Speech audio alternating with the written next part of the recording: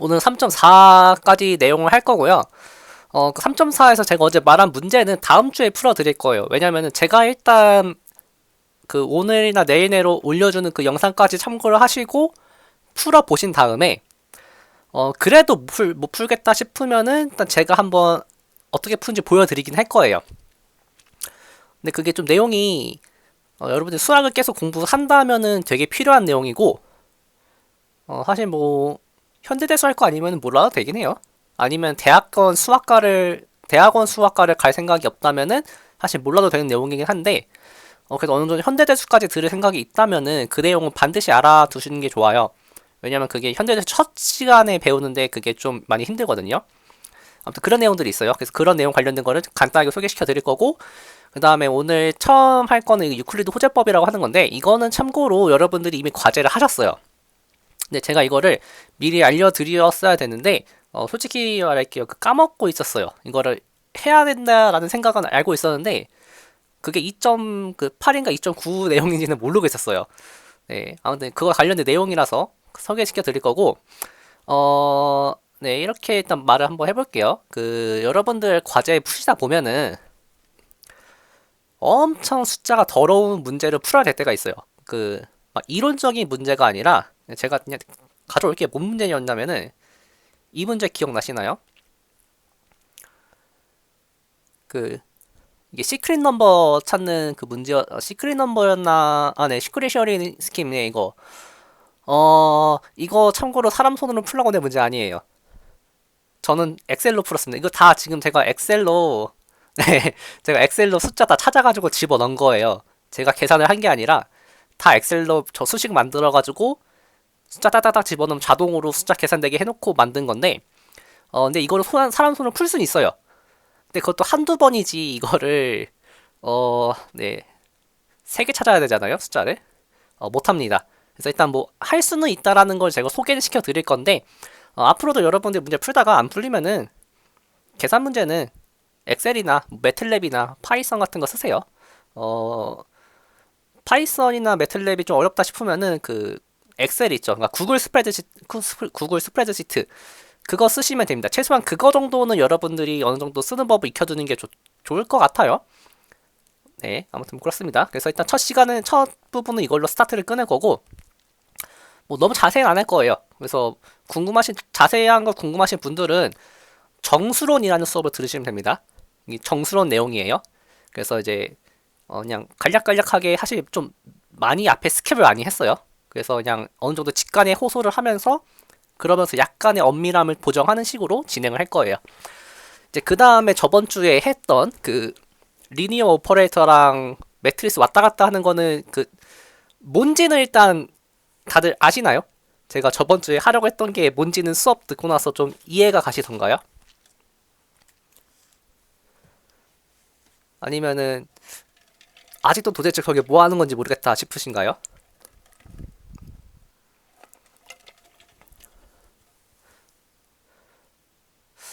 일단 뭐 그거는 뭐 이따가 가서 다시 한번 뭔 내용이었는지 내려볼게요. 일단 지금 한번 시작해 볼게요.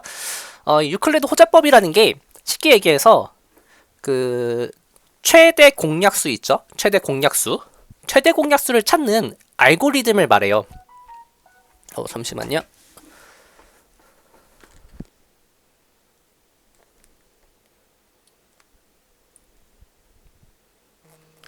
네. 그래서 이 최대 공약수를 찾는 알고리즘인데, 참고로 이거는 구글에 치면은 되게 잘 나와 있긴 해요. 아니면 적어도 여러분들이 이게 성립한다라는 건 몰라도, 얘를 어떻게 구하지? 그것만 따로 찾아보셔도 상관없어요. 그래서 제가 이걸 처음 봤던 게, 제가 이제 프로그래밍 언어를 공부했던 때가 있어요. 어릴 적에. 그때 하다가 최대 공약수를 계산하는 그거를 코딩을 해봐라 했는데, 갑자기 유클리드 호재법 얘기 나와가지고 저는 처음 그때 봤어요. 아, 이게 최대 공약수를 구할 때 더하고 빼고 이런 것만으로도 구할 수 있구나라는 걸 그때 처음 알았어요. 근데 이제 그거 관련된 내용을 오늘 소개시켜 드릴 거예요.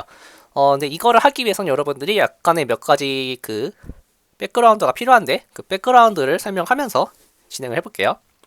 일단 왜 오데닝 프린시플이라고 하는 거를 먼저 소개시켜 드릴 거고 그 다음에 중간에 어떤 정리 하나 증명한 다음에 유클리드 알고리즘을 최종적으로 소개시켜 드리고, 마지막에 시크릿 넘버 찾는 거 숫자 하나만 제가 계산해 드릴 거예요. 그래서 한번 연습을 심심하면 한번 해보세요. 아마 다시는 볼 일이 없을 거예요. 정수로는 듣지 않는 한. 자, 일단 그 well ordering principle이라고 하는 게 있는데, 이렇게 생각하시면 돼요. 숫자에는 순서라는 개념이 있죠. 그러니까 A라는 숫자랑 B라는 숫자가 있으면은 한쪽이 크고 한쪽이 작아요. 사실 이거 제가 말 잘못했어요. 숫자가 아니에요. 리얼 넘버에는 있어요. 복소수에는 순서라는 개념이 없죠. 근데 리얼 넘버까지는 순서라는 개념이 있어요. 이런 거를 오더라고 불러요. 그러니까 오더라는 게 뭔가 되게 정리정돈하는 거잖아요. 순서대로. 그래서 걔를 오더라고 부르는데, 그 중에서도 그냥 오더가 있고 well 오더가 있어요. well 오더는 말 그대로 잘 정리된 거죠. 그럼 수학에서 말하는 잘 정리되었다는, 그냥 어떤 아무렇게나 숫자들을 막 모아놔요. 숫자를 막 모아놨을 때 그 중에서 가장 작은 숫자를 찾을 수 있으면은 그런 경우를 well ordering이다 라고 불러요. 그러니까 이제 그런 걸 항상 찾을 수 있다면, 그런 가장 작은 숫자라는 거를 항상 찾을 수 있다면 그거를 well ordering이라 부르고, 그러한 성질을 well ordering principle이라고 불러요. 참고로 유리수나 정수나 실수는 well ordering principle이 안 되죠. 왜냐면은 뭐 마이너스 4, 그러니까 이렇게 0, 마이너스 1, 뭐 마이너스 2 이렇게 가면은 가장 작은 숫자라는 건 없죠. 정수에서. 그러니까 정수에서 없으니까 유리수도 없고 실수도 없죠. 네. 그래서 이 well ordering principle를 여러분들이 가장 보기 쉬운 집합이 자연수 집합이에요. 그냥 직관적으로 받아들여 보세요. 어떤 자연수 집합에 부분 집합이 있어요. 그 부분 집합에 원소가 하나라도 있으면, 그러니까 지금 논엠티라는 게 그 말이죠. 원소가 하나라도 있으면은 뭐 그게 무한계 있던 뭐 유한계 있던 간에 그 중에서 가장 작은 숫자를 뽑아낼 수 있어요. 그거를 미니멀 엘리먼트라고 불러요. 물론 이게 가장 작은이란 말은 사실 리스트 엘리먼트인데, 뭐 자연수에서는 그 둘을 구분을 할 필요 없지만 원래는 그 구분을 해줘야 돼요. 그래서 제가 참조한 책에서는 미니멀 엘리먼트라고 표기가 되어 있기 때문에 미니멀 엘리먼트라는 표현을 가져왔어요. 미니멀 엘리먼트란 그 숫자보다 작은 숫자가 없다라는 뜻이에요. 자, 그랬을 때 이렇게 죄송합니다. 이게 그룹이 아니라 제가 좀 재수를 하다 와가지고 서브셋이에요. 네. 자연수의 어떤 부분 집합 가져오면은 항상 가장 작은 숫자라는 게 존재를 해요. 이건 뭐 직관적으로 받아들일 수 있을 것 같아요. 자, 이제 이걸 이용하면 뭘 할 수 있냐면요. 수학적 기납법을 증명을 할 수 있습니다. 여러분들은 수학적 기납법이 어떤 원리라고 생각을 하실 수도 있는데, 사실 이거는 증명을 해야 되는 경우가 있고요. 지금은 제가 증명을 하는 시스템으로 가져온 거예요. 근데 반대로 수학적 기납법이 참이다라는 공리를 가져오는 경우에는 이 well ordering principle을 증명을 해야 돼요. 저는 반대로 가져온 거예요. well ordering principle이 성립한다라는 공리를 가져와서 수학적 기납법을 한번 증명을 해볼 거예요. 뭐 이거의 그 스테이트먼트는 다들 아시죠? 참고로 수학에서 웬만하면 자연수는 그 0이 포함되는 자연수예요. 그러면은 일단 뭐 p0가 참이다 라고 하고, 그 다음에 pn이 참이면 pn 플러스 1이 참이다. 그러니까 이거는 pn이 그 명제죠. n이라는 게 집어넣으면 명제가 튀어나오는 그러한 내용이죠. 그랬을 때 만약에 1번과 2번이 둘 다 성립한다면 모든 자연수에 대해서 성립한다 라는 게 매스메티컬 인덕션이죠. 자, 이거를 어떻게 증명할 거냐면요. 이제 이게 그 well ordering principle을 적용하는 가장 기본적이자 그냥 모든 거예요. 그 자연수를 포함하는 어떤 집합을 만들어 버리면 돼요. 그래서 제가 S라고 하는 부분 집합을 이렇게 만들 거예요. 자연수를 모아놨는데 Pn이 참인 그러한 자연수들을 모아놨어요. 그러면은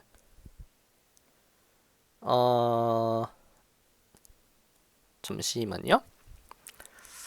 지금 약간 제가 잘못을 했는데 false라고 해야 맞겠네요.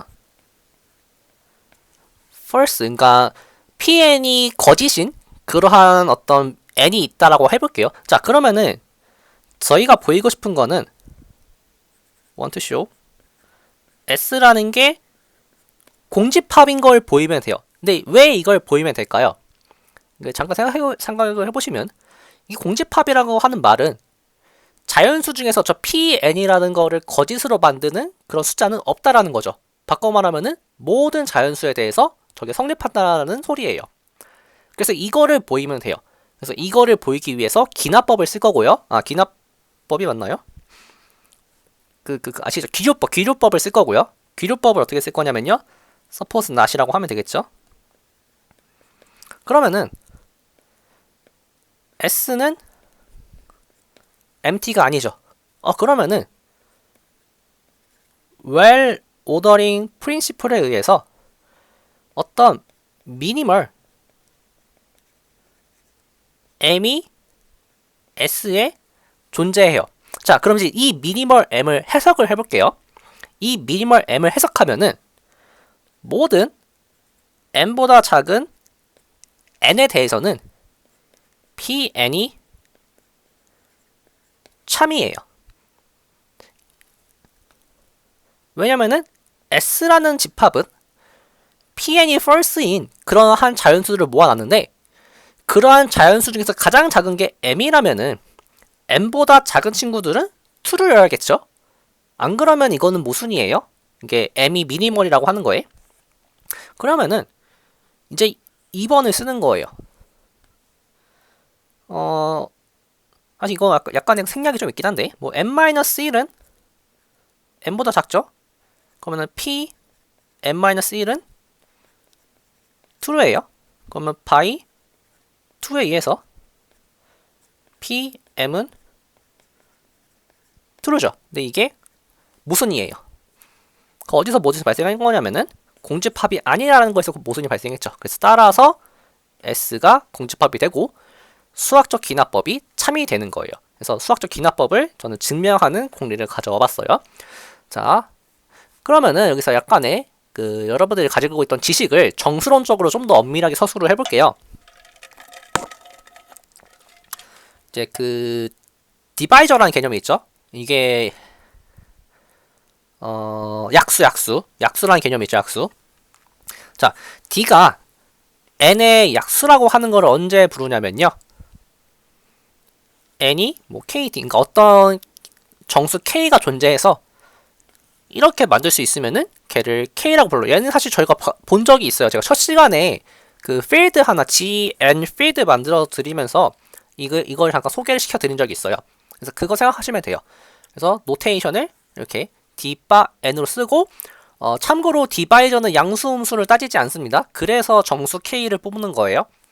그래서 디바이저라는 개념에는 양수음수라는 개념은 없어요. 양수음수를 신경 쓰지 않아요. 음수도 상관없어요. 그 다음에 커먼 디바이저라는 것도 저희가 얘기를 할 수 있겠죠. 커먼 디바이저는 두 수의 공약수죠. 그 공약수가 있으면 일단 정의는 이렇게 해요. d가 m도 나누고 d가 n도 나누면은 그거를 공약수라고 불러요. 근데 그러한 공약수 중에선 최대 공약수라는 게 있다는 거 저희 알고 있죠. 원래 이것도 증명을 해야 되는데 그냥 알고 있다고 가정을 할게요. 그러면은 이 최대 공약수라고 하는 거를 좀 엄밀히 서술을 해보면은 일단은 공약수여야 해요. 그 다음에 만약에 또 다른 공약수가 있다면은 그 공약수는 반드시 이 d를 나눠야 해요. 이게 뭐 되게 복잡해 보이는데 여러분들 최대 공약수 하나 숫자 구체적으로 집어가지고 한번 계산을 몇 개만 해보세요. 그러면은 모든 공약수들은 최대 공약수를 나누게 된다는 걸 알 수 있어요. 그래서 보통 최대 공약수는 양수를 가정을 합니다. 이게 왜 가능하냐면요. 어차피 뭐 음수면은 한쪽 마이너스 붙여주면 되잖아요. 그래서 보통 최대 공약수라고 하면은 양수 쪽을 보는 편이에요. 그래서 여러분들이 고등학교 때 문제집을 한번 돌이켜 본다면은 거기에 약수 관련된 문제는 항상 양의 약수라는 말이 붙어 있어요. 그게 자연스럽게 들어가 있던 거죠. 네, 그거를 뭐 깊게 보신 분들은 없겠지만 저 같은 경우는 수학과를 나오다 보니까 그런 거에 좀 초점을 많이 맞춰요. 그래서 제가 강의를 할 때도 그런 걸 좀 알려드리는데 약간 그런 엄밀함에 대해서도 한번 신경 써보는 것도 나쁘진 않은 것 같아요. 그래서 여기서 노테이션이 하나 들어가는데 m과 n의 최대 공약수를 이렇게 m, n으로 써요. 얘는 순서상이 아니에요. 그냥 m과 n의 원래 경우에 따라서는 GCD를 붙이기도 하는데 그 문맥상에서 딱히 문제가 없으면 그냥 이렇게 쓰면은 이게 최대 공약수를 뜻해요. 그래서 이거를 최대 공약수라고 노테이션 합니다. 자, 여기까지 리콜을 한번 해봤고요. 그러면은 이제 하나 증명을 해야 되는 게 저희가 그 첫날에는 그냥 받아들인 거예요. 어떤 두 수가 있으면은 그 두 수를 목과 나머지로 분리할 수 있다라는 걸 그냥 썼어요. 그 당시에는. 근데 사실 얘는 증명을 해야 되는 부분이에요. 그래서 지금 그 스테이트먼트를 한번 살펴보면은 m과 n이 정수면은 어떤 q랑 r이 존재해서 이러한 관계식을 만족하는데 동시에 나머지라는 개념이 생긴다 라고 하는 게 목과 나머지 정리죠. 그래서 나머지 정리가 여기서 나오는 건데 얘를 증명하는 것도 마찬가지예요. 얘는 그러니까 지금 저희가 이런 꼴을 만들고 싶은 거니까 QM을 넘긴 거예요. 그러면은 이러한 꼴들을 뭐 아무거나 싹 다 가져와 버리면 되겠죠. 얘는 적어도 확실한 거는 MT가 아니죠. 참고로 지금은 정수였는데 얘를 그 well ordering principle 쓰기 위해서는 자연수를 만들어줘야 되거든요. 그래서 절대값을 붙여줬어요. 자, 그랬을 때 이게 만약에 그리고 좀 섞어 쓸 건데 이 자연수집 아까 제가 0이 있다고 했잖아요. 근데 이게 중간중간에 또 0이 아닌 걸로 볼 거기도 해요. 그러니까 이게 좀 왔다 갔다 하는데 그냥 그때그때 문맥 따라서 살펴보시면 돼요. 그러니까 이게 0인 게 중요한 게 있고 0이 아니어야 되는 게 중요한 게 있어요. 그래서 0이 아닌 거를 볼 때는 제가 0을 뺄 거예요. 그다음 0이 들어갈 때면 편할 때는 0을 집어넣을 거고 지금은 0이 들어가도 상관이 없어요. 자, 그러면은 여기에 논엠티에다가 자연수의 부분집합이니까 어떤 미니멀 엘리먼트가 존재하겠죠. 걔를 그냥 R이라고 한번 써볼게요. 자, 그럼 이게 뭔 소리냐면은 n-xm의 절대값을 씌운 게 R이라고 하는 소리죠. 그럼 이제 제가 두 가지로 한번 케이스 나눠볼게요. 이게 양수인 경우 절대값 안쪽에 양수인 경우랑 절대값 양쪽에 음수인 경우 뭐 이렇게 나눠볼 수 있겠죠. 근데 여기서 이 경우에는 사실 n이라고 하는 거를 넘기면은 어떻게 되죠? xm-r인데 얘가 음수면은 제가 이렇게 써도 되지 않을까요? 얘를 m-r 써주고 x-1 m 이렇게 써줘도 상관이 없을 것 같아요. 네, 그래서 항상 1번 케이스만 봐도 된다. 즉 나머지라고 하는 걸 항상 양수로 만들어 줄 수 있어요. 그래서 그런 관점에서 첫 번째 케이스만 볼게요. 이거 엄밀하게 따지면 더 있을 텐데 그냥 생략을 할게요. 자, 그랬을 때 제 이제 클레임은 이거예요.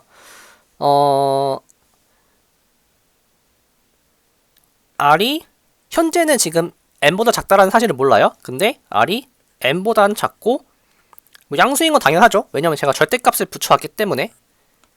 그래서 이러한 조건을 만족한다라는 거를 주장할 거예요.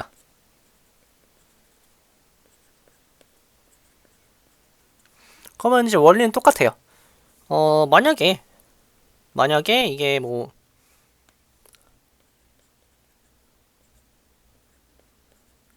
이거라고 해보자 라고 하면은 그러면 n x m r을 제가 양변에 m을 빼도 상관이 없겠죠? 그러면은 이게 더하기 빼기 x 더하기 1 m은 r-m인데 얘는 0보다 크거나 같네요. 가정에 의해서. 그러면은 r-m도 저 s란 집합에 들어가는데 여기서 중요한 거는 r-m은 r보다 작아요. 이건 모순이죠. 왜냐면 저희는 이러한 식을 만족하는 가장 작은 친구를 가져왔었어요. 근데 그것보다 더 작은 친구가 들어갔죠. 거기 모순인 거예요. 그래서 미니멀 엘리먼트가 존재하는데 그 엘리먼트가 항상 0과 m 사이에 존재하더라. 그럼 이제는 나머지 정리를 써도 되는 거죠. 그래서 오늘 한 거 내용 한번 보신 다음에 제가 첫날 했던 거 다시 한번 보시면은 약간 보는 관점이 달라질 수가 있을 거예요. 그래서 그 부분 한번 체크를 해보시고, 자, 그럼 이제 슬슬 유클리드 호재법을 가기 위한 본격적인 단계를 가볼게요. 제가 약간 실수해놨는데, 이거예요. 자, 이거 정리인데, 정수에서 0이 아닌 두 수를 가져오면은, 뭐, 최대 공약수 존재하겠죠. 그때 어떤 xy가 존재해서 mxy 플러스 ny가 d가 되도록 하는 그러한 xy가 존재한다. 지금 정수에서 존재하는 거예요. 이게 존재한다 라는 내용인데, 이제 원리 다 비슷하죠. 지금 보니까 그냥 뭐 이꼴 그냥 다 집어 넣어주는 거예요. 그래서 얘는 그냥 흐름만 볼게요. 이렇게 해놓으면은 뭐 이 집합이 공집합일 리는 없죠. 왜냐면 제가 m하고 n을 아무 숫자나 x랑 y를 아무 숫자나 집어넣으면은 적어도 공집합이 아니라는 건 알 수 있어요. 그래서 공집합이 아니라는 걸 볼 수 있고, 여기서는 이제 이게 그거인 거는 뺄 텐데, 상관없을 것 같네요. 자, 그랬을 때, 이것도 아까도 마찬가지로 자연수의 부분집합이죠. 네, 그러면은 미니멀 엘리먼트가 존재할 거고, 걔를 이렇게 쓸게요. 그럼 제 주장은 이 D'과 D가 사실 같더라 라는 주장인데, 뭐 여기 쭉 읽어보시면은 같아지게 돼요. 그나마 문제가 생긴다는 부분이 이제 여기일 텐데, 이게 있고 뒤에 하나 더 있어요. 반대도 돼가지고 뭐 결국 같다 라는 내용인데, 혹시 이거 읽어보시고 도저히 이해가 안 되는데 이해를 하고 싶다 하시면은 한번 저한테 질문해 주세요. 아무튼 이게 성립합니다. 그래서 어떤 x랑 y가 존재해서 mx 더하기 ny가 d가 되게 만들 수 있어요. 자, 그럼 이걸 어디다 쓰냐면요, p가 프라임이면은 0과 p 사이에 있는 모든 자연수에 대해서는 항상 최대 공약수는 1이죠. 왜냐면 그게 프라임 넘버의 정의니까. 그러면은 앞에 정리해서 어떤 xy가 존재할 거고, 그 xy가 이런 조건을 만족할 거예요. 근데 저희는 이거를 모듈러 p를 시켜버리고 싶죠. 그럼 여기서 나오죠, xy가 1이에요. 근데 이게 인버스의 정의죠. a 인버스의 정의가 xy 했을 때 1이 나오는 그 x가 a 인버스죠. 따라서 그때 x가 a의 인버스예요. 그래서 이러한 xy를 찾는 게 사실 그 시크릿 넘버 문제를 풀 때 여러분들이 쓰셔야 되는 테크닉이었어요. 물론 그거는 사실 사람이 손으로 하지 말라고 만든 문제여서 안 알려준 것 뿐이에요. 자, 그러면 이제 어떻게 할 거냐면요, 유클리드 알고리즘을 이용할 건데, 이거 되게 단순해요. 그 아까 나머지 정리를 이용해서 이 꼴을 만들어 버릴 거예요. 그러니까 이제 거꾸로 가는 거예요. 나머지 이런 거 존재한다는 거 알았으니까 그 얘를 어떻게 만들지? 라는 거에 대해서 유클리드 알고리즘이라고 하는 거를 이제 배우는 건데, 뭐 되게 간단해요. A랑 B가 있으면은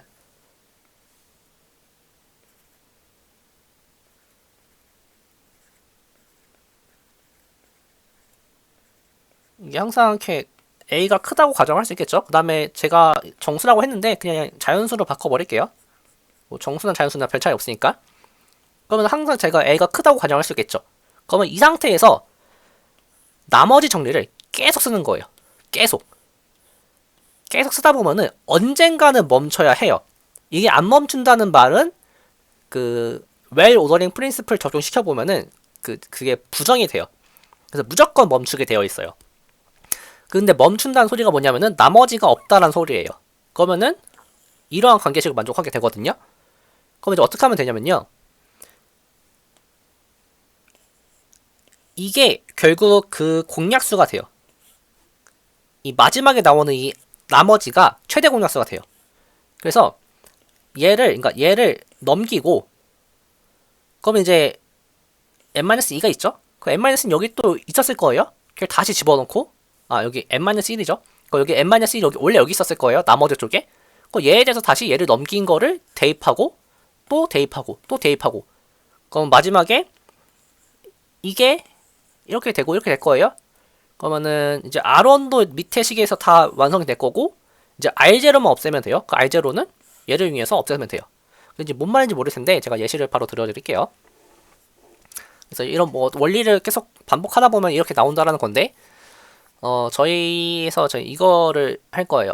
근데 제가 방금 아까 했었는데 제가 계산 능력이 떨어진다는 거를 다시 한번 확인한 게 이 숫자가 안 나와요. 그래서 실패할 수가 있어요. 근데 원리만 받아들이시면 돼요. 지금 제 주장은 144 그러니까 144의 인버스가 133 모듈러 257이다 라고 하는 걸 보일 거예요. 그래서 어떻게 하면 되냐면요. 257을 144로 나누죠. 그럼 몫이 1이고 나머지가 113이 될 거예요. 그러면 다시 144를 가져오고 이번 144를 113으로 나누는 거예요. 그럼 나머지가 1이죠. 그럼 이게 31인가요? 아까 여기서 틀렸는데 31, 4, 4, 네 맞네요. 그럼 다시 113을 31로 나누는 거예요. 그럼 얘는 몫이 3이 나올 것 같아요. 그럼 93이니까 나머지가 20이네요. 그러면은 31은 20으로 나누면은 몫이 1이고 나머지가 11이고요. 20은 나머지가 9네요. 그러면 11은 나머지가 2고요. 9는 나머지가 1이네요. 그래서 이 친구가 최대 공약수예요. 그럼 맞죠? 257은 소수기 때문에 최대 공약수가 1이 나오는 게 맞아요. 그럼 얘를 거꾸로 재조립을 해 나가는 거예요. 그럼 1이라고 하는 거는 9 빼기 4 곱하기 2죠? 그 다음에 잘 보세요. 지금 이 2를 이 식을 이용해서 없애버릴 거예요. 그래서 9 빼기 4에 11 마이너스 9라 쓸 거고요. 얘를 한번 정리만 해주면 마이너스 4에 11에 좀 어려운데 이거겠죠? 네. 이따 안 나오면 제가 틀린 건데 그냥 한번 여러분들 해보시면 답은 나올 거예요. 마찬가지로 이번엔 9를 없애는 거예요. 9라고 하는 거는 20에서 11을 빼야 되네요. 그러면은 5 곱하기 20에서 마이너스 5, 마이너스 9, 그러니까 마이너스 9, 11이고요. 그럼 다시 11을 없애기 위해서 31에서 20을 빼네요.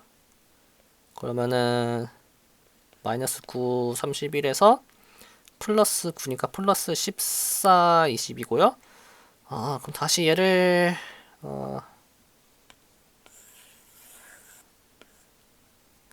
공간이 모자랄 것 같아요. 14에 20이면은 113에서 3 곱하기 31을 빼네요. 그러면은 14에 113에서 마이너스 43, 12, 3, 40이니까 51인가요? 51에 31이고요.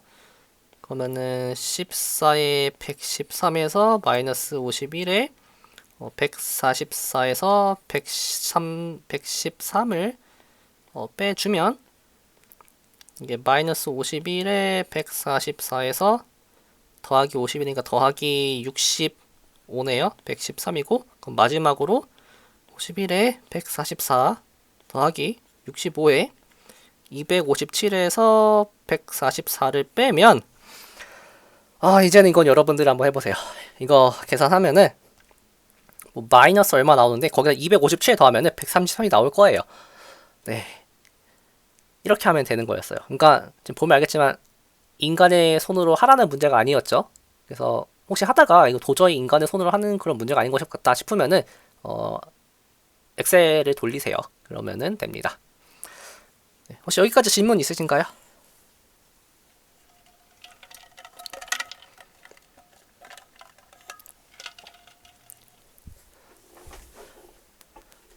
네, 질문 따로 없으면은 이제 다시 저희 원래 주제로 들어가 볼게요. 어, 네. 리니어 오퍼레이터 저번에 했던 거 이어서 한번 해보겠습니다. 일단 수업을 3.4까지 일단 나가긴 나갔으니까 그냥 지금 요약하는 식으로 한번 가볼게요. 일단 첫 번째 관찰 대상은 FN에서 FM으로 가는 리니어 오퍼레이터예요. 왜냐면 이 친구들은 매우 특별한 게 이러한 두 벡터 스페이스 간의 오퍼레이터는 항상 어떤 매트릭스의 곱으로 표현이 가능해요. 자, 이 부분 혹시 지금 모르시는 분 계신가요?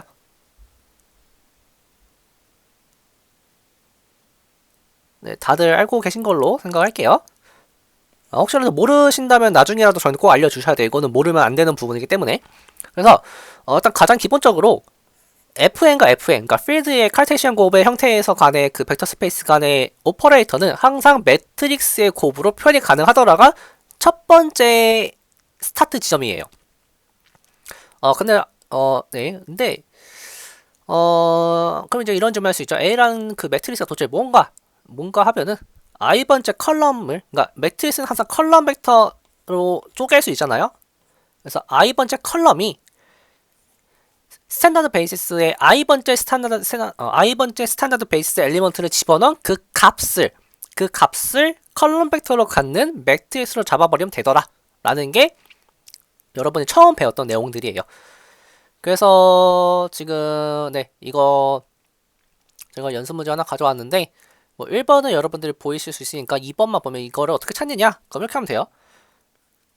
스탠다드 베이시스를 하나 집어넣어요. 그러면은 이게 1,0이 되죠. 그 다음에 두 번째 집어넣어줘요. 그러면은 R,1이죠. 그러면 대응되는 매트릭스는 1, 0, R, 1이다. 이렇게 되는 거예요. 이게 첫 번째 내용입니다. 매우 간단하죠. 그래서 이거는 그냥 집어넣어 봤는데 넘어갈게요. 그냥 해보면 돼요. 자, 그랬을 때 이제 좀 뜬금없는 내용이 가죠. 이제 그 아이소모피즘이라는 걸 얘기를 하고 싶어가지고 몇 가지 내용을 꺼냈는데, 잠시만요.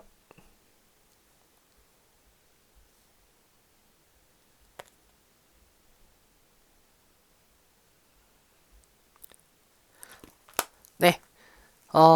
이제 인젝티브, 서젝티브, 바이젝티브인데 이거 그 처음 보시는 분 계신가요? 수업을 뭐 여러 가지 사정에 의해서 못 들어가지고 처음 보신다. 혹은 아직 이게 뭔 내용인지 잘 모르겠다.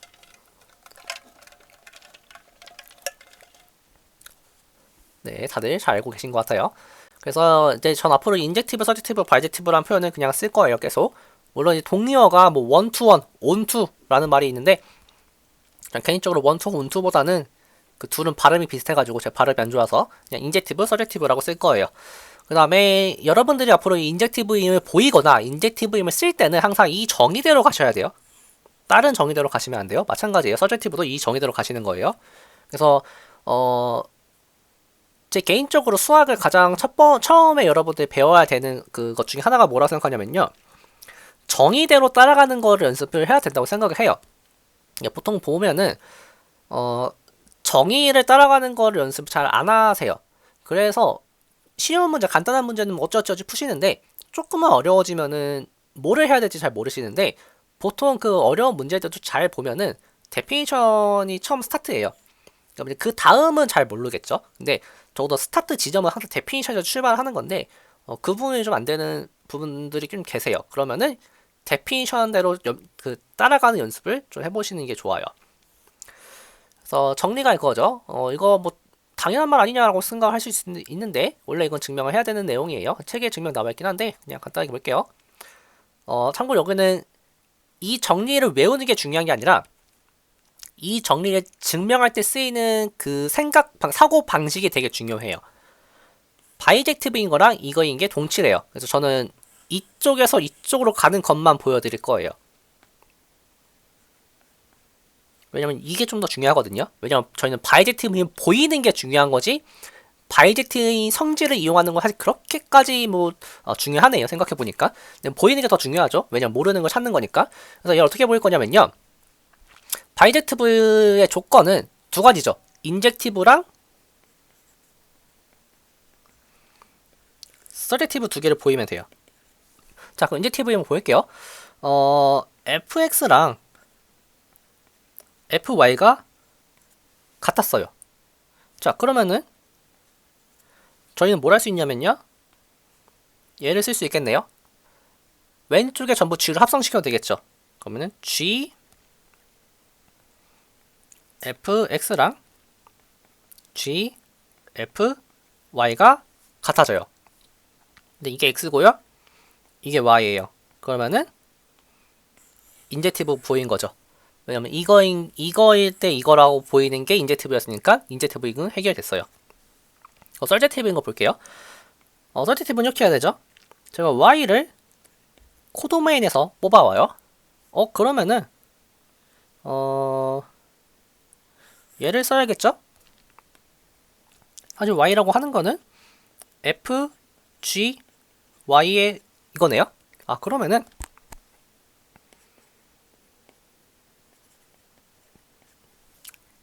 자, 그 서젝티브에서 어떤 존재하는 x가 이 친구네요. 그래서 서젝티브가 해결이 됐어요.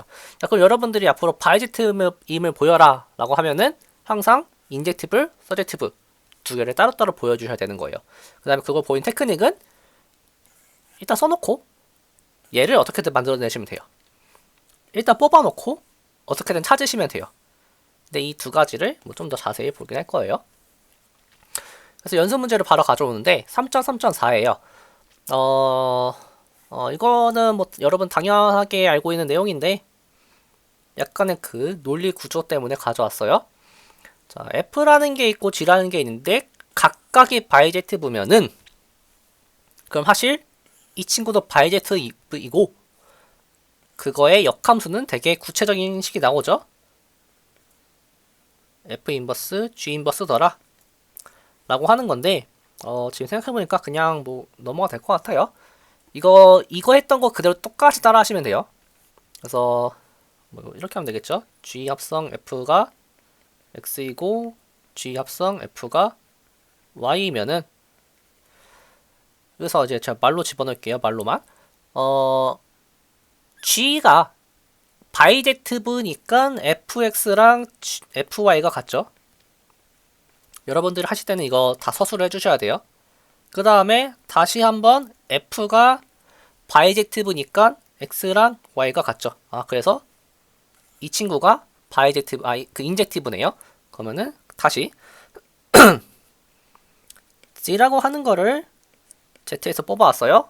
그러면은 여기도 서술해 주셔야 돼요.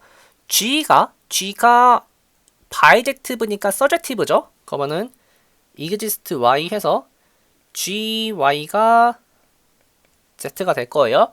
근데 얘는 그럼 y에 있는 거죠? 여기서는 f가 서젝티브니까 어떤 x가 존재해서 y가 fx가 될 거예요. 그러면은 z라고 하는 친구는 g 합성 f 합성 x가 되겠네요. 그럼 되겠죠? 해결됐죠? 그래서 이렇게 보이시면 되고 그 다음에 뭐 유일하다라는 것도 이런 거 이거는 이제 그냥 대입을 한번 해보면 될 것 같아요. 자, 그 다음에 이제 3.3.5인데 이것도 계속 반복하는 건데 얘는 조금 안 보이실 수가 있어가지고 가져와 봤어요. 얘를 이제 증명하거나 카운터 이그젠플을 가져와라 라고 하는 건데 A에 대해서 볼게요. F랑 G 합성 F가 인버터블 할 때 G도 인버터블 할 것이냐 라고 물어봤어요. 그러면은 일단 해보는 거예요. 일단 그러니까 바이젝티브가 될 거라는 믿음 하에 인젝티브에 먼저 보이면은 gx가 gy일 때 뭔가를 해결을 해야 되죠. 그런데 여기서 저는 어떤 걸 쓸 거냐면요. f가 인버터블 하다, 즉 바이젝티브이다 이걸 쓸 거예요. 자, 여기에 f가 바이젝티브이기 때문에 x는 fa고 y는 FB가 되겠죠. 얘 다시 써보면은 G 합성 FA는 G 합성 FB죠. 그럼 여기서 다시 G 합성 F가 바이젝티브인 게 쓰이겠네요. 그러면은 A랑 B가 같더라. 그러면은 A랑 B가 뭐였냐면요. 같으면은 다시 FA랑 FB가 같죠. 얘는 함수의 정의에서 같아져요. 근데 얘가 X고 이게 Y네요. 그 다음에 서제티브도 비슷하게 하면 되겠죠. 그래서 얘는 A만 하고 넘어갈게요. 그러면 서제티브인 걸 보이려면은 제가 이제 Z에서 Z를 뽑아야 되네요.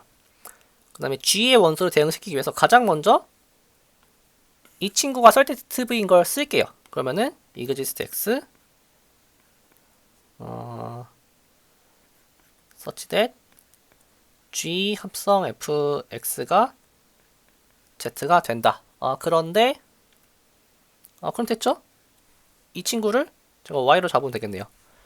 그러면은 얘는 g y더라. 그럼 서제티브 됐죠? 그럼 인젝티브 서제티브니까 바이젝티브가 되겠죠. 그래서 이런 식으로 여러분들이 뭔가 보이실 때 계속 이렇게 보이시면 돼요. 그러니까 이게 제가 딴 거 쓴 게 아니라 정의 따라간 거죠. 그래서 그냥 따라가시면 됩니다. 그 다음 C 같은 경우는 이게 발레가 있는데 넘어갈게요. 혹시 생각이 안 되면 물어보세요. 자, 그래서 이제 아이소모피즘이라는 걸 배워요.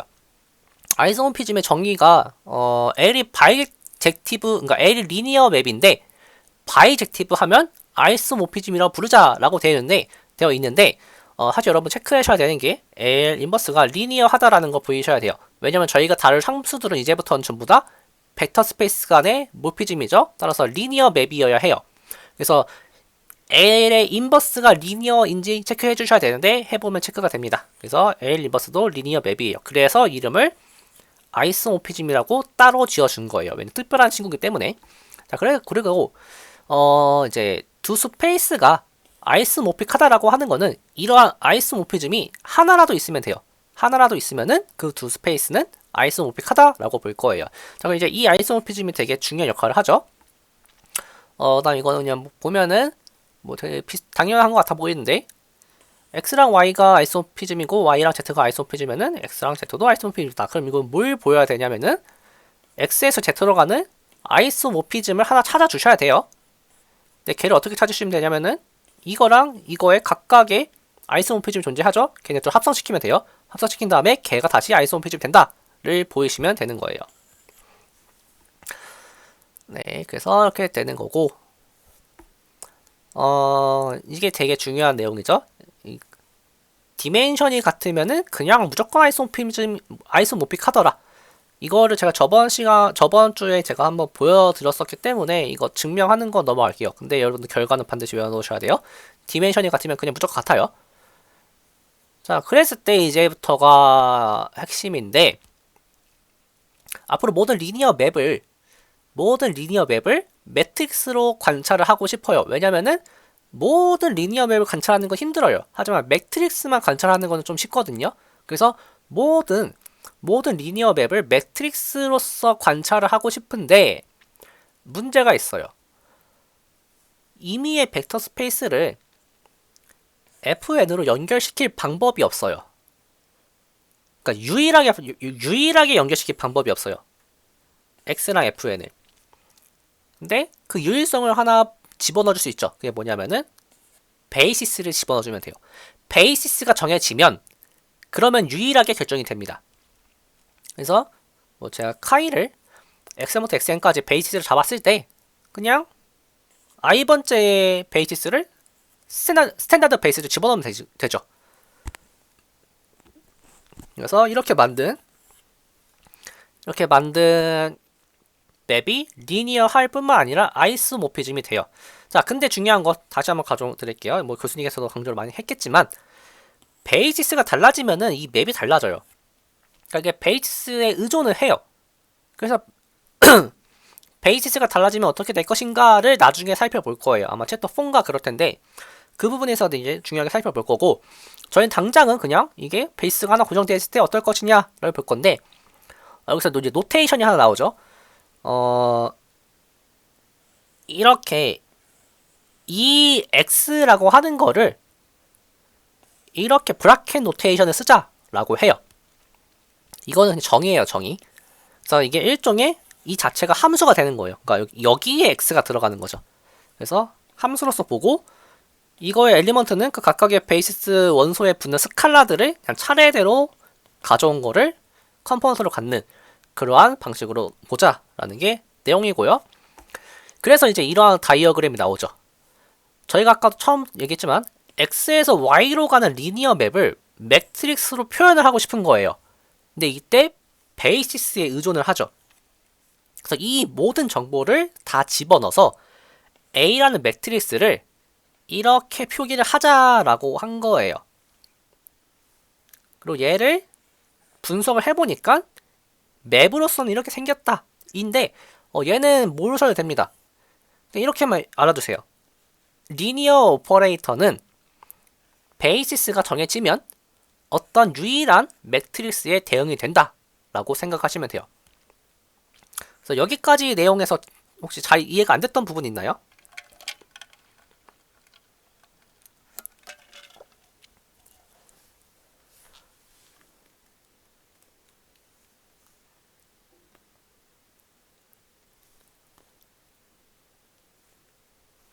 네. 생각보다 좀 일찍 끝날 수도 있을 것 같아요. 그래서 뭐 이거 보이는 거 어떻게 보이냐 해서 뭐 이렇게 주구 써놨는데 이것보다 그냥 예제를 바로 보는 게 나을 것 같아요. 네. 그래서 여기서는 제가 이제 뭐 베이시스가 바뀌면 어떻게 될 것이냐 해가지고 뭐 이렇게 된다 적어놨는데 이거 나중에 어떻게 볼 거예요. 그래서 지금 모르셔도 되고 예제를 보면은 이거 저번에 했던 내용인데 이 매트릭스 찾는 법이 되게 간단해요. 그래서 어떻게 보시면 되냐면은 지금은 일단 첫 번째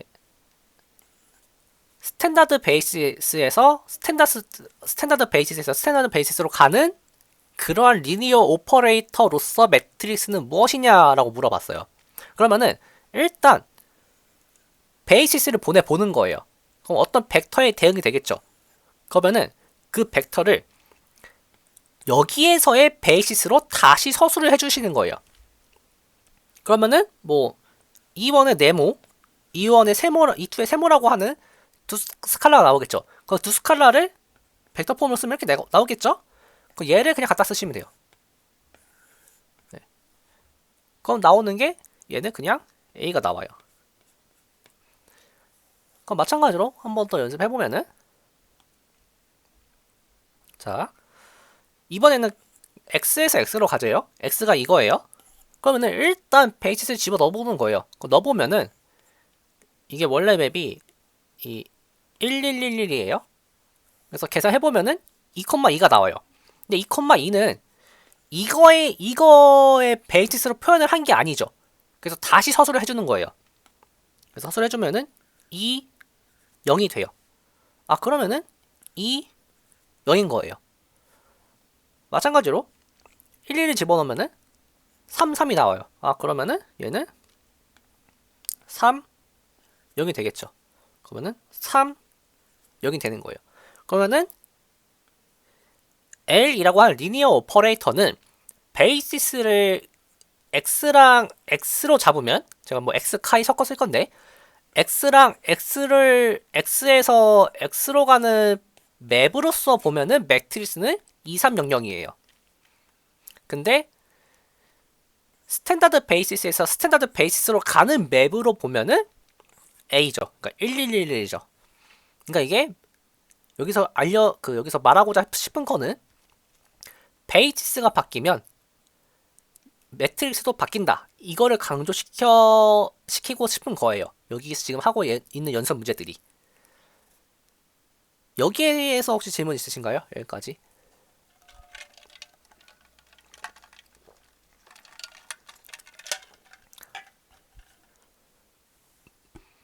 네, 없으면은 예제 하나 더 살펴볼게요. 이번에는 똑같은 예제예요. X에서 스탠다드 베이시스로 한번 가볼게요. 그럼 마찬가지예요. 어차피 이 벡터들은 안 바뀌어요.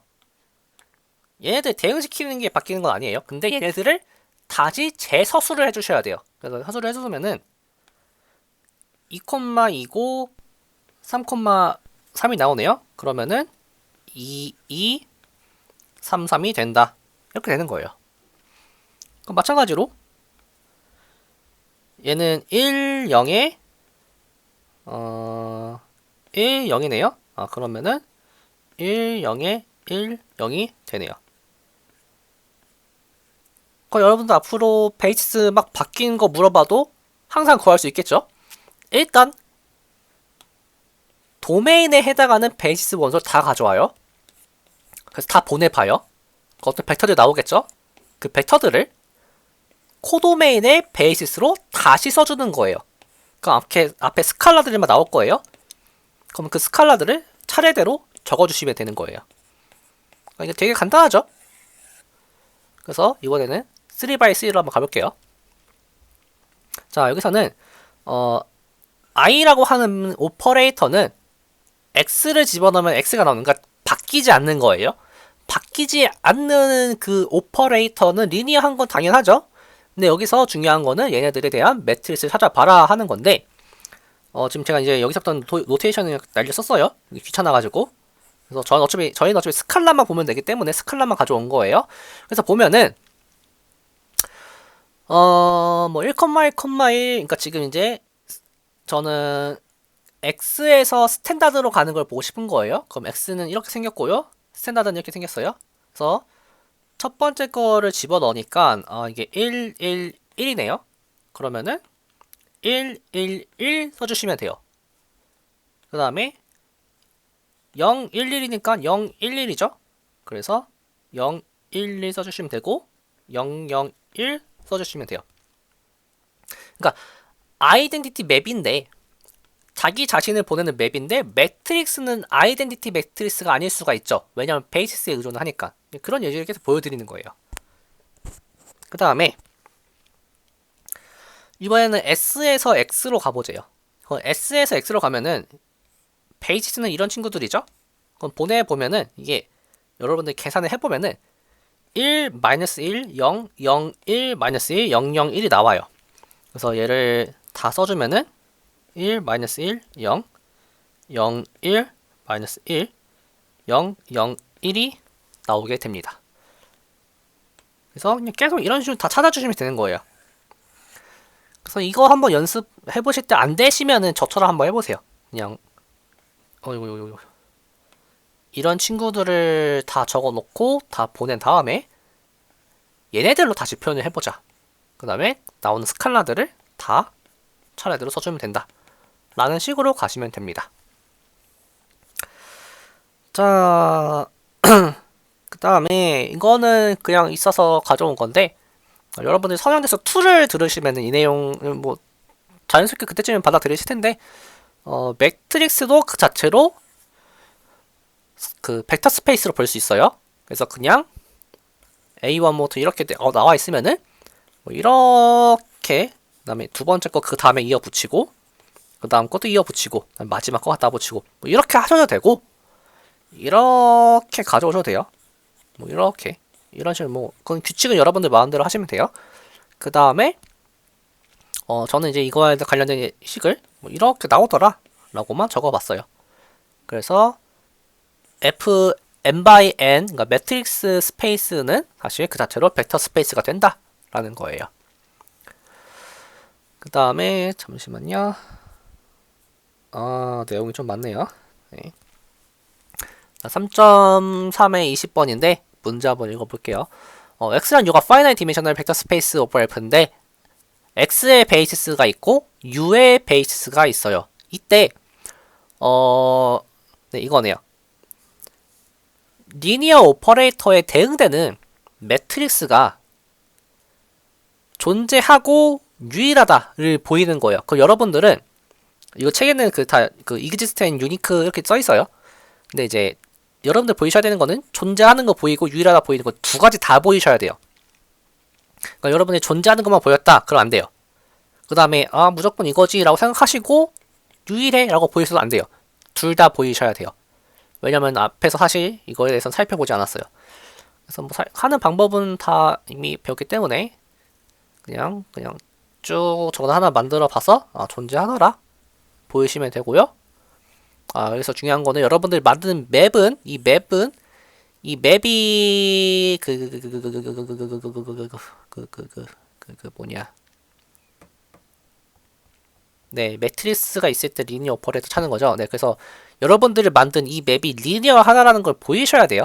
이거 가끔 가다가 내가 이렇게 뭐 만들었으니까 당연히 리니어 하지라고 생각하실 수 있는데 여러분들이 만든 게 리니어 하다라는 보장은 없습니다. 그래서 이거 리니어 하다라는 걸 꼭 보이셔야 돼요. 사실 더 나가서 레디파인도 보이셔야 돼요, 원래는. 네, 그 선형대수에서 레디파이는 잘 안 보이더라고요. 약간 그러니까 필요 없게 문제가 나오더라고요. 사실 레디파인도 보이셔야 됩니다. 그래서 뭐 이런 것들 다 체크하시면 되고 유일하다고 하는 거는 그러면 이제 뭐 또 다른 게 있다고 해보자 라고 한 상태에서 쭉 가서 아 근데 결국 같더라 를 결론 내려주시면 돼요. 그래서 이 두 가지를 보이시면은 그 존재성과 유일성을 동시에 보이는 게 되는 거예요. 그래서 이거는 나중에 자세히 한번 읽어보세요. 자, 이제 이게 아마 오늘 나가셨던 부분일 텐데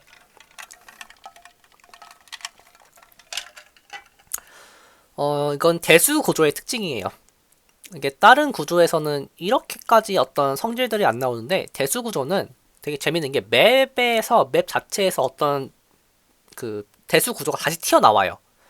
그래서 보면은 이제 L이 리니어 오퍼레이터라고 했을 때 제로에 대응되는 x들을 모아놔요. 걔를 커널이라고 불러요. 그 다음에 lx들, 그러니까 이미지들을 다 모아놔요. 걔를 range l이라고 불러요. 그래서 얘는 이렇게 쓸 수도 있고 이렇게 쓸 수도 있어요. 근데 여기서 중요한 거는 커널은 x의 서브스페이스고요.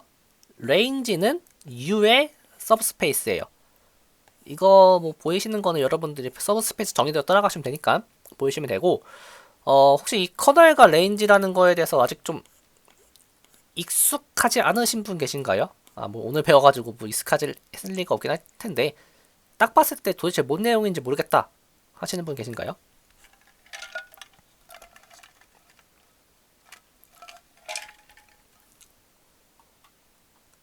네, 그럼 넘어갈게요. 자, 그래서 이 목적이 뭐냐면요. LX equal B라고 하는 그 리니어 시스템을 풀고 싶은 거예요. 대표적으로 그 상미분 방정식이라는 게 있어요. 상미분 방정식에서 대표적인 리니어 오퍼레이터가 나오는데 그게 바로 미분이라고 하는 오퍼레이터예요. L이라고 하는 오퍼레이터는 이렇게 쓸 수가 있거든요.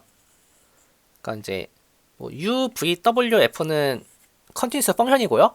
그 다음에 X는 그냥 R에서 R로 가는 뭐 두 번 미분 가능한 함수? 이렇게 생각하시면 되겠죠. 두 번까지 미분 가능하고 거기서 연속인 그런 함수가 있을 때 이러한 미분 방정식을 풀고 싶어요. 근데 물론 푸는 방법은 미분 방정식이라는 각 과마다 해당하는 내용들이 있죠. 뭐 예를 들어 제가 알기로 공학수학 3인가 거기서도 나오고요. 그다음 이과대 같은 경우에는 이과대 그 고등 미적분학이 미분 방정식 푸는 그걸로 알고 있고 수학과 같은 경우에는 아예 상미분 방정식, 뭐 편미분 방정식 다 따로 있죠. 그래서 각각에 대해서 미분 방정식을 푸는 그 방법을 배우는데 거기서 뭐 유일 그 내용은 그때 아마 배우신 분들은 아마 그걸 기억나실 거예요. 방정식을 풀 때 얘를 푸는데 항상 lx equal 0이라는 걸 먼저 풀어요. 얘를 풀고 얘를 두 번 풀어요. 도대체 왜 두 번 풀지? 라고 하는 거의 해답이 여기서 나오는 거예요.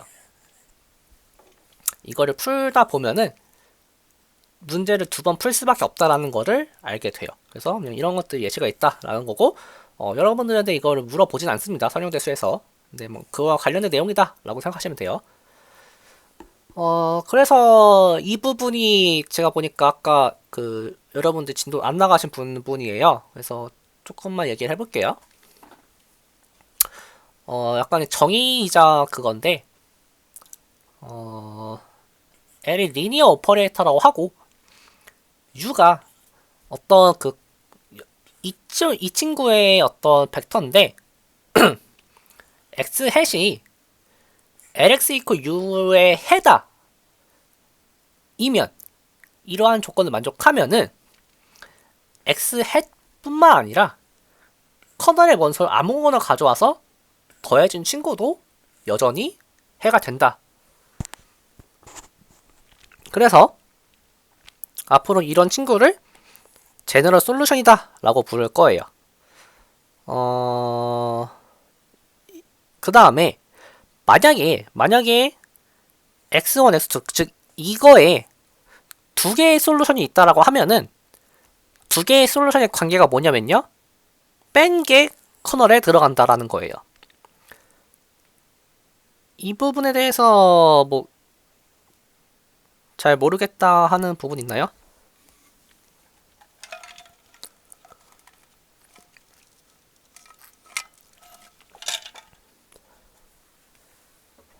네. 뭐 이거 두 번째 거만 보면은 이렇게 하면 되죠. 이게 솔브라고 했으니 솔루션이라고 했으니까 x1을 집어넣으면은 u고요. lx2를 집어넣어도 u예요. 그러면은 x1에서 x2를 빼면요, 리니어하기 때문에 다 분리가 되죠. 근데 앞에도 u, 뒤에도 u. 그래서 0이 돼요. 따라서 x1 x2가 커널에 들어가겠죠. 그래서 이렇게 보이시면 돼요. 뭐 얘도 마찬가지고요. 자, 그랬을 때 이제 약간의 데피니션이 들어가는데 여러분들 사실 봤던 내용들이에요. 집합에다가 연산을 주죠. 어떻게 줄 거냐면요, s 더하기 u라고 하면은 그냥 다 더하던 거 다 모아둔 거고요. 만약에 x가 특정 원소면, 집합이 아니라 특정 원소면은 그냥 얘를 고정시키고 다 뒤에 거는 더해지는 거예요. t의 원소에 대해서. 이제 앞으로 여러분들 이거에 대해서 좀 익숙해지셔야 됩니다. 자, 그랬을 때 자, 3.4.2에서 뭐 다음을 다른 솔루션 두 개 찾아라. 그럼 어떻게 찾으시면 되냐면요,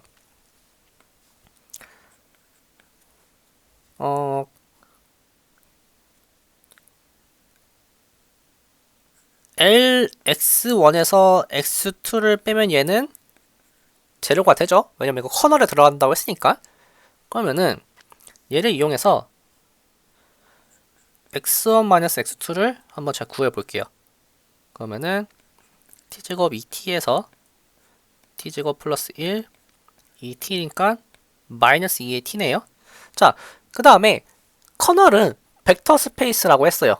그러면 제가 그냥 x1에다가 그 다음에 x1에다가 커널을 더해준 거는 여전히 솔루션이죠. 따라서 x1에다가 뭐 5배의 마이너스 이게 t, 그 다음에 x1에다가 뭐 100배의 마이너스 2의 t.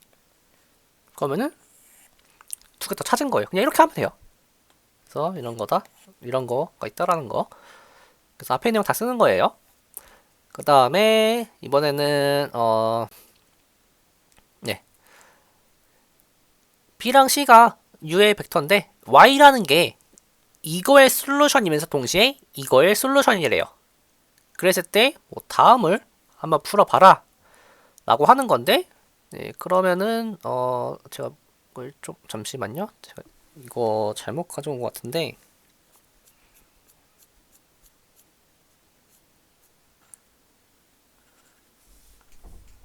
y랑 z가 y는 얘를 풀고요, z는 얘를 푸는 거예요.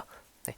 그러면은 l에 베타 y 플러스 감마 z 하면은 얘가 베타 b 플러스 감마 g가 되겠죠. 그래서 이것만 보이시면은 이 친구가 솔루션이 된다라는 거 보일 수 있는 거예요. 이렇게 하시면 되고요. 네, 이거는 네, 그냥 노가다 띄셔야 돼. 이것도 제가 말씀드려야 되는데, 그 이렇게 구체적으로 나와 있는 그런 내용들에 대해서 뭐 커널을 구해봐라, 커널의 베이시스를 구해봐라, 뭐 레인지의 베이시스를 구해봐라, 이런 거는 다 그 노가다 하셔야 됩니다. 그건 어쩔 수 없어요. 그래서 저는 개인적으로 구체적인 식이 나오는 그런 문제를 별로 안 좋아해요. 제가 계산을 잘 못해가지고. 근데 이제 이거는 뭐 그냥 보면 될 것 같아요. 먼저 티피컬 솔루션 하나 찾아라. 그러면은 101이 나와요. 그 다음에 커널을 찾아가지고 한번 얘가 실제로 맞는지 체크를 해봐라. 그래서 뒤에 제가 다 찾아봤어요. 그래서 이 친구가 이렇게 돼가지고 얘도 솔루션이고요, 얘도 솔루션이에요. 그래서 이게 실제로 솔루션의 집합들이다. 그래서 앞으로 얘를 솔루션 셋이라고 부를 거예요. 그 셋 오브 솔루션이었나? 아무튼 그렇게 부를 거예요. 그래서 이제 이 친구가 어떤 역할을 할 거고요. 그게 이제 제가 다음 주에 소개시켜 드리려는 그 문제의 핵심이에요. 그래서 다음 주에 이거 네 문제인가요? 네 문제, 그러니까 풀로라는 게 자세히 푸실 필요는 없고요. 한번 고민을 해보시고 오셔야 돼요. 그래야 제가 풀어드리는 내용이 도움이 될 거예요. 그냥 다짜고짜 제 설명을 들으면은 전혀 도움이 안 돼요. 어,